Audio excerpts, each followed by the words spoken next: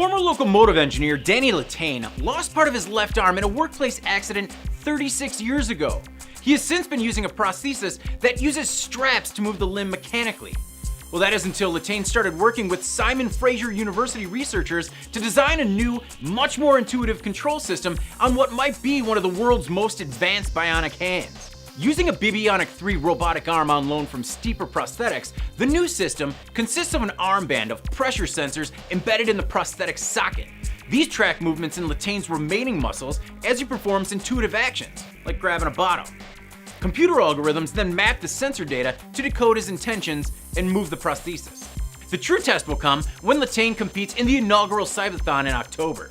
Dubbed the Cyborg Olympics, it's an international competition for people with disabilities using robotic technology. Really, all Latane wanted was to wiggle his fingers again. With this new technology, he'll certainly do much more than that. Nearly 200,000 people need bones replaced in their head or face every year. In the past, the best treatment was to have surgeons remove a part of your leg and cut it into the general shape needed to implant it.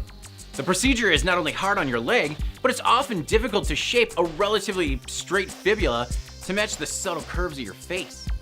But could it be possible to mix pulverized natural bone with a special man-made plastic and create a much more sculpted shape with a 3D printer?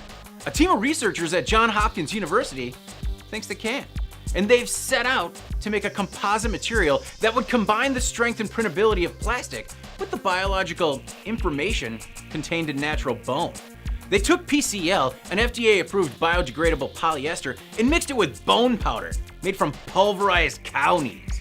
The team is still looking for a right mix of PCL and bone, so it's sturdy enough but also encourages bone growth. But the team did recently patch relatively large holes in mice skulls. And they not only lived, but the bones started to grow back. In the next phase, the researchers will not only move on to thicker bones that need replacing, but they're gonna switch to pulverized human bones. Disney Research has partnered with some elite minds to embed piezo-resistive sensing elements into flexible 3D printed objects. So what does that mean? It means that 3D printed objects could be used as gaming controllers. It means that action figures could respond to each bend and break with a corresponding bam or slash or blop. A blop would be weird, but they could blop. It even means that you could animate a new 3D character in CAD, print it, embed these sensors, and then animate the object by capturing the physical twists and turns. It's all possible because the researchers developed a novel optimization-based algorithm for the design and development of customized, deformable input devices that continuously sense their deformation.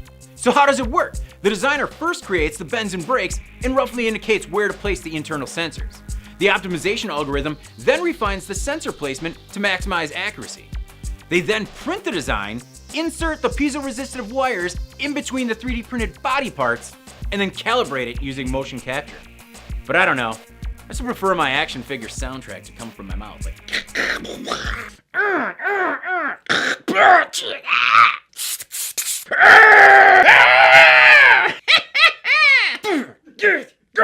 I'm David Manti. This is Engineering by Design.